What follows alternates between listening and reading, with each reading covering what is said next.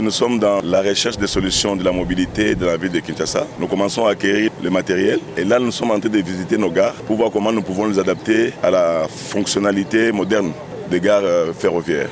Et là on est venu avec notre nouveau train pour montrer à la population que très bientôt les solutions idoines pour la mobilité seront trouvées. Nous avons la voie urbaine, qu'on appelle le trafic interurbain, entre l'aéroport et la gare centrale, entre Kitambo et la gare centrale aussi. Les travaux sont suffisamment avancés. Il nous reste une portion qui est difficile à terminer et nous allons nous y atteler au courant de ces mois de septembre. Je crois que fin octobre, nous pouvons répandre la voie à l'aéroport. La relance de l'ONATRA est là et cette relance sous l'impulsion du chef de l'État va pouvoir se faire et est en train de se faire. La population doit être derrière son chef, donc le chef de l'État, qui nous a mandaté de pouvoir aider les populations congolaises ou la population congolaise, en particulier la population quinoise, à régler le problème des mobilités. Donc bientôt, tout est mis en place pour que dans cette ville, les gens circulent librement, mais aussi organiser les trafics entre Kinshasa jusqu'à Matadi. C'est ça ce qu'on attend de nous et c'est ce que nous sommes en train de faire. Avez-vous des odeurs qui vous dérangent et qui dérangent votre entourage? Ne vous inquiétez pas. GodA met à votre disposition la crème miracle pour éliminer tous les odeurs du corps et vous garantir une fraîcheur permanente pendant 21 jours après une seule utilisation, contrairement aux déodorants qui ne font que masquer les odeurs. Fait à base des produits naturels dont des racines, plantes et fleurs, ce produit ne contient pas d'aluminium, ni d'alcool ou tout autre produit chimique. Appliquez dès maintenant la crème miracle sur vos aisselles ou toute autre zone du corps ciblée et libérez-vous de mauvaises odeurs.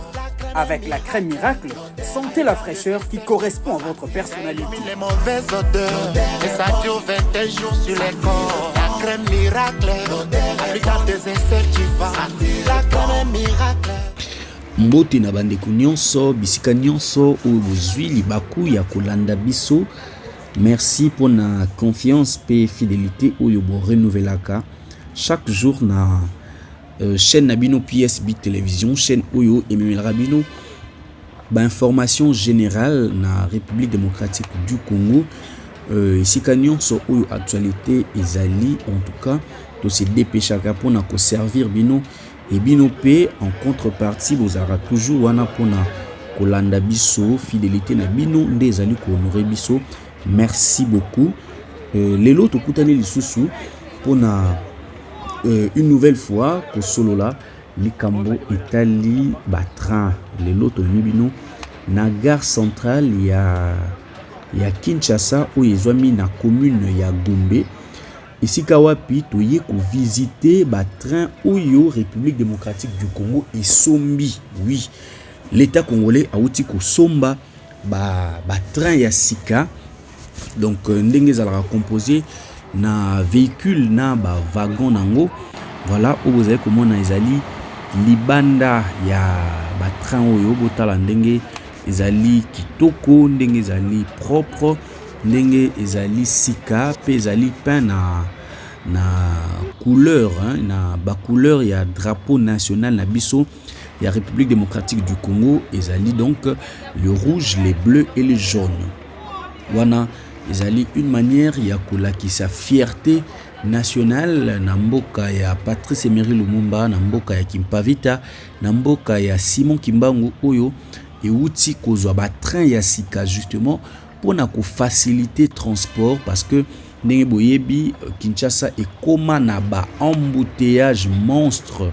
Donc ezali lelo impossible na Kinshasa moto atambola alonganda kuna ye pe asa la course moko quelque part sans qu'il y ait un embouteillage.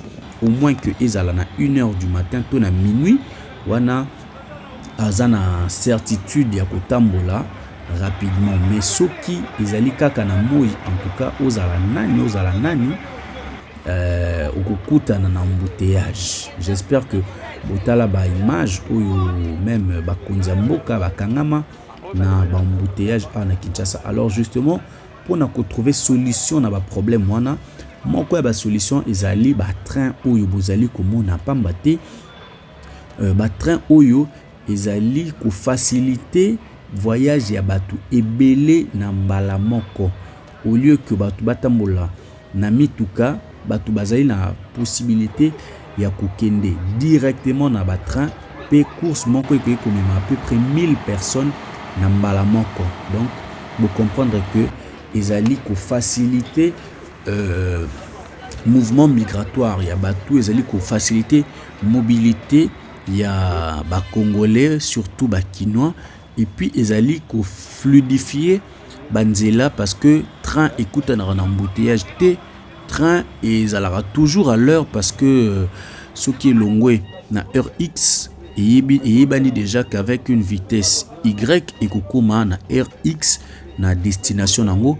Voilà pourquoi bandeko bakonzi ya mboka bapensaki ko relancer train parce que depuis un moment train ezalaki kosala lisusu te na ville ya Kinshasa, non seulement na Kinshasa mais aussi voyage ya Kinshasa Matadi ezalaki suspendu compte tenu ya état ya train o ezalaki na malamu te, et puis lokola train ezalaki sous koleka te nde esalaki que rail pe ezala abandonné, rail pe comme vétuste, rail ebeba. Nde yangwana bakonzi ya mboka bazwaki likanisi malamu ya ko relancer travail to ko relancer voyage entre Kinshasa pe Matadi. Kinshasa capitale ya République démocratique du Congo pe ville ya Matadi o ezali bongo chef lieu ya province ya Congo central. Alors ndenge bozali komona na ba image ba train oyo ezali vraiment kitoko, hein, même na kati ezali très très confortable pour na ko permettre justement que bandeko ba voyager na ba conditions où ezali pour le moins acceptable, dans ba conditions humaines oyo erosala que mutu nyonso avanda malamu. Imaginez ko tambola banda Kinshasa ti Matadi ezali trajet à moulaï et sengaka que bandeko ba vanda de manière confortable. Yangwana bandeko ya gouvernement ba sungi en tout cas que makambo etambola malamu na côté oyo yangwana ba sombi ba pesi Congo ba pesi ba congolais possibilité ya ko voyager de manière confortable, et puis na prix ya mokie jusqu'à présent prix ezali nanu définité, mais ekozala défini na service commercial ya Onatra ou yazali na responsabilité ya ko gérer ba train oyo. Alors ndenge bozali komona ba train ezali kitoko, ndenge bozali komona ba konzi ya Onatra baye ko visiter pe po batala na kati ya mituka ya train ndenge nini bato bakotambola, ndenge nini bato bakovanda, ba moyen nini ezali mise en place pona kosunga bandeko bazala na kimia. Alors il faut koyeba que entre Kinshasa na Matadi distance ezali il y a 347,8 km, et puis nanzela ya mutuka ezwaka 7h17 minutes, donc 7h du temps na 17 minutes na nzela ya mutuka, parce que à part train nzela mususu akokende Matadi ezalaka te à part nzela ya mutuka oyo ezali na route nationale numéro 1. Alors route nationale numéro 1 oyo ememaka ba marchandise, ememaka batu, ememaka biloko ya ndenge na ndenge, efacilitaka trafic entre les deux villes. Donc yangwana ekozaka bambouteillage ya makasi, surtout na niveau ya rond-point Ngaba, na niveau ya cité verte, na niveau ya Mitendi, na commune ya Mongafula. Donc bambouteillage ezalaka makasi justement pona nzela ezalaka kaka moko. Yangwana bakonzi bapenser ko relancer train oyo ikosala voyage Kinshasa Matadi oyo komema batu justement pona ko permettre à ce que embouteillage est diminué. non seulement relance ekosala mananzela ya Kinshasa Matadi, mais aussi ezosala mape pona train urbain. Donc train urbain ezali train interurbain, voilà, train interurbain ekozala kaka na ville ya Kinshasa et ko permettre que bato bakouta côté ya Tchango, donc Masina, Njili, Kimbanteke, kokoma ti na aéroport, excusez-moi, bazala na possibilité ya koya directement et facilement grâce à train boyebi ki train ou ezalaka kala ibandaka kosunga ba papa na biso bakende musala na ville facilement pe à moindre coût. Ligne wana et kufaka yangwana bakonzi bazali ko penser ko relancer yango dans les prochains jours parce que il faut que Kinshasa ezala désengorgé, il faut que Kinshasa ezala na bambouteillage mingi te ndenge tomona kayango comme d'habitude. Alors awa tozali na ndeko Martin Lukusa ou azali directeur général ya Onatra, azali accompagné na adjoint na ye Gabin Lulendo oyo azali DGA. Alors toyo kabango après visite au basali na kati ya train, après inspection au basali na chemin de fer oyo ya interurbain entre gare centrale na gare ya Matete. Nous sommes dans la recherche des solutions de la mobilité de la ville de Kinshasa. Nous commençons à acquérir le matériel et là nous sommes en train de visiter nos gares pour voir comment nous pouvons nous adapter à la fonctionnalité moderne des gares ferroviaires. Et là on est venu avec notre nouveau train pour montrer à la population que très bientôt les solutions idoines pour la mobilité seront trouvées. Nous avons la voie urbaine, qu'on appelle le trafic interurbain, entre l'aéroport et la gare centrale, entre Kitambo et la gare centrale aussi. Les travaux sont suffisamment avancés. Il nous reste une portion qui est difficile à terminer et nous allons nous y atteler au courant de ces mois de septembre.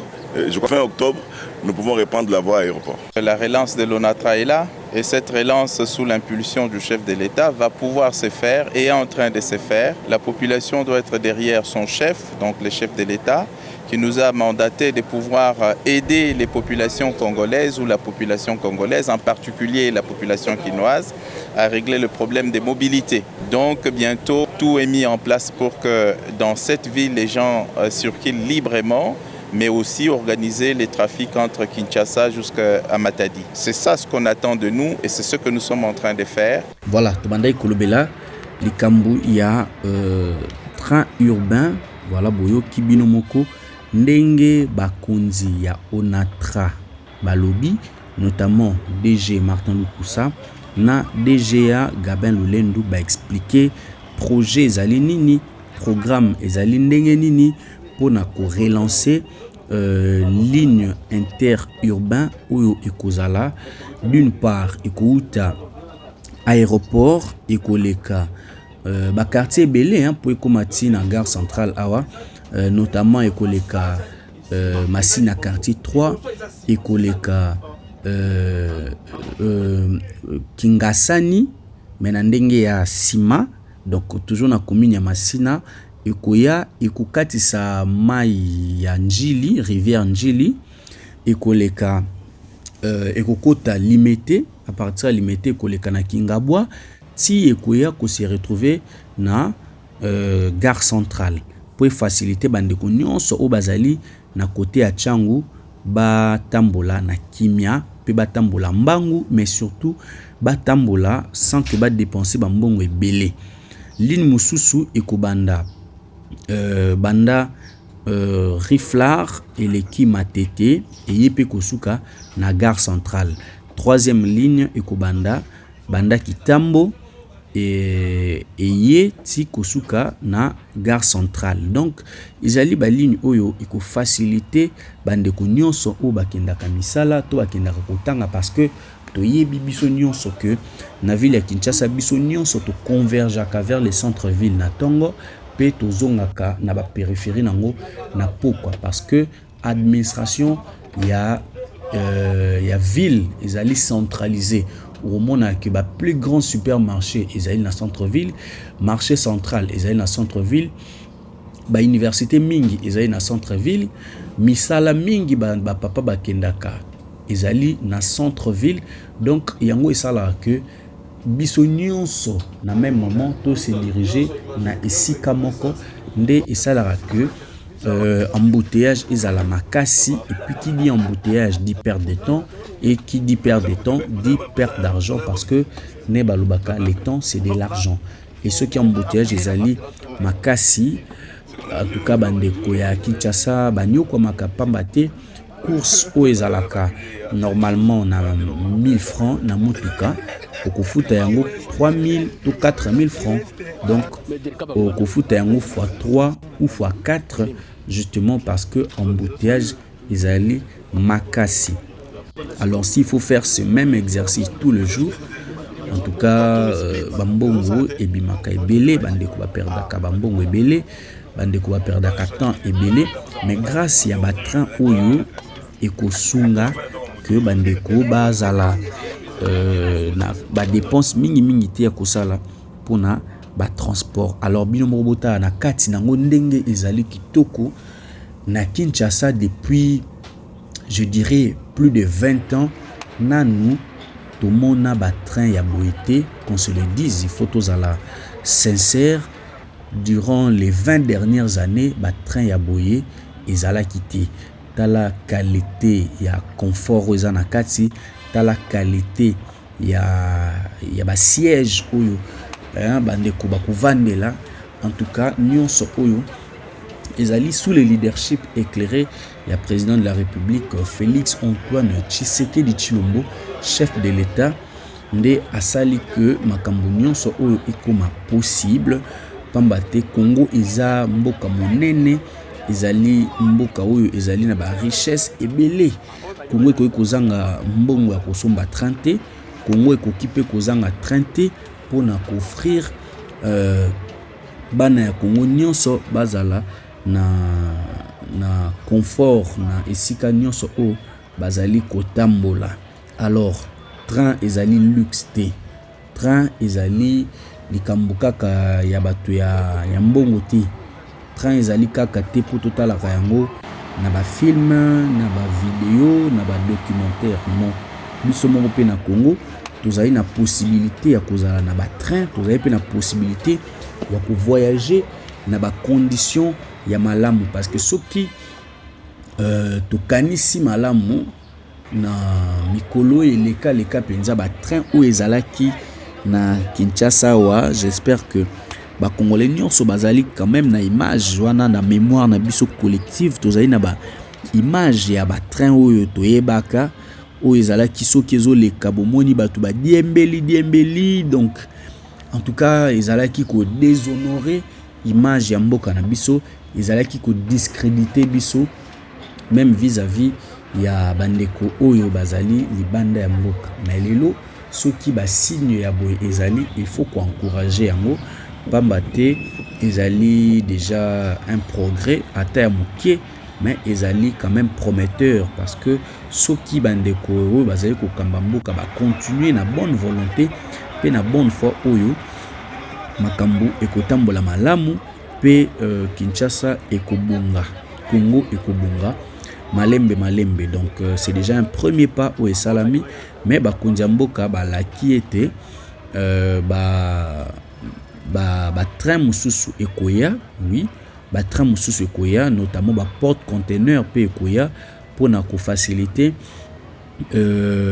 transport ya ba conteneur, parce qu'il faut ko koyeba yango que principal port na biso na Congo ezali na Matadi, voilà, na ville ya Matadi nde esika oyo port ya biso ya munene oyo ezali principal ezalaka. Donc tout le jour ba tonne ya ba marchandise ya biloko ndenge na ndenge eutaka libanda ya mboka eyaka kwa coster na port ya Matadi. Alors à partir ya Matadi il y a un besoin ya ko acheminer yango awa na Kinshasa la capitale. Alors pona kosala yango lokola ligne ya train ekufaki epesaki kutu chance pona ba entrepreneur mingi opi bazali ba expatrié ou bazali mingi ba congolais te trop tanga ba kombo na bango te mais ba yebani bango basomba ba mituka ya minene wana justement pona kosala transport ya ba conteneur, alors que l'état azali na entreprise na ye Onatra oyo kutu akoki komema plus de conteneurs avec plus de rapidité mais na mbongo mokie. Mais l'état a négligé qui mon mokie côté wana, mais le loyo promesse salami na bande kwa gouvernement que ba porte conteneur pe ekoya justement pour na ko renforcer flotte oyo, pour na ko renforcer misala oyo ici et salami na côté oyo. Voilà bien mo bozali komona beauté pe confort o ezali na kati ya ba train oyo. Donc rien à voir na ba train oyo toyebaka kala oyo ezalaki o bato bazali ko diembela tina likolo ozomona mutu akangika libende apamba mais azokende ti ya kokoma. Donc makambo wana nyonso esili awa ekomi ke mutu soki okoti osombi tike na ona kimia ovandi osinstaller penza na kimia na siège na yo, okoki même ko s'allonger, okoki même ko se détendre, hein? Wana ozota la paysage kitoko oyo ezali pembeni na à travers ba vitre wana. Donc ekozala malamu mingi tango train oyo ekokoma définitivement opérationnel. Alors ekozala expérience inédite pour na bande ko belé, surtout ba jeunes kinois mingi batambola na bango na ba train te, hein, na ba train ya boye ya confort ya boye mingi ba matin on a monté. Alors tango nzela oyo ekobanda kosala ligne oyo ekofungwama ekozala malamu mingi yango na bandeko ya Onatra bayaki ba inspecter ligne ya Kinshasa Matadi déjà ebandi kosala. Donc dans les très prochains jours ligne P interurbain ekobanda kosala kolongwa aéroport ya Njili ti kokoma na gare centrale, kolongwa na gare ya Lemba Imbu pe kokoma na gare centrale, pe ligne misatu kolongwa na Kitambo magasin pe kokoma na gare centrale ekosunga makasi pe ko faciliter mobilité ya bakinois. Voilà na bwende tokomi na suka ya numéro na biso ya lelo tomemaki bino bo découvrir ba train urbain oyo ekobanda kosala entre ville ya Kinshasa pe ba train oyo ebanda ko relier ville ya Matadi na ville ya Kinshasa. Voilà, j'espère que vous sepeli na ba image kitoko oyo ndeko Aristote Ndombele a proposé bino. Merci na bino bisika nyonso o bozwaki libaku malamu ya kolanda biso soki ezali mbala liboso ko bosana te ko s'abonner pe ko activer cloche de notification pour que vous rejoindre la grande famille PSB. Merci pour la fidélité, merci pour la confiance oyo vous allez toujours continuer à renouveler biso pe tozali kawana pour na ko servir bino. Merci pour la attention soutenue oyo bolande vidéo oyo partager yango pour na bandeko o bazui na occasion ya kotala ngote bamona ndenge Kinshasa ezali ko changer, bamona ba train ya sika oyo eye na Kinshasa. C'est vrai que nan tokomi na hauteur ya modernité te ndenge ezali sur le plan international, mais au moins ezali signe ya liboso ya malamu oyo tokoki quand même ko soutenir pe ko encourager na patriotisme na biso. Merci tokabwa ina bino awa topesi bino rendez-vous na mikolo ezali koya pona ba numéro mosusu.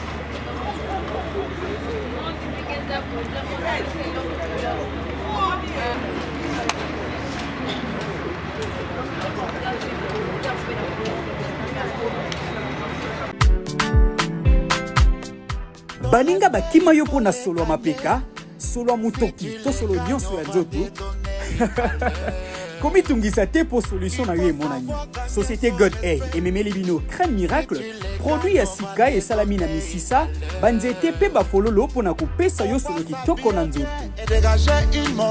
Tika kosalela ba déodorant pona kobomba solo ya nzoto na yo pakola kaka sachet moko na mapeka to na bisika mususu ya nzoto pour okoma na ntunga kitoko pendant 21 jours. Et l'on a Crème Miracle, Pessantunga Oye Kukanina. Éliminer les mauvaises odeurs sur les corps. La crème miracle, appliquant des essais qui va. Ça élimine les mauvaises odeurs. Et ça dure 21 jours.